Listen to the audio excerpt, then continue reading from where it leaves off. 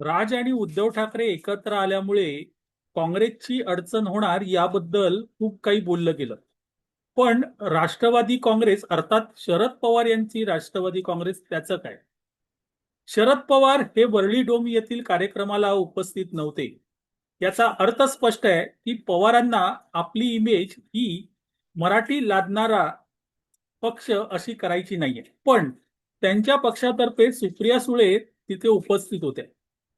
त्यामुळे शरद पवारांचा मतदार जो परप्रांतीय आहे तो काहीसा गोंधळलेला आहे. त्याला हे कळून चुकलंय की पवार नेमका तो स्टॅन्ड घेणार जो स्टॅन्ड त्यांच्या मुलीने घेतलाय. आणि उद्या जर पवार उबाटा सेनेबरोबर गेले तर आपलं काय? आणि त्यामुळे पवारांसोबत जो परप्रांतीय मतदार आहे तो गोंधळलेला आहे.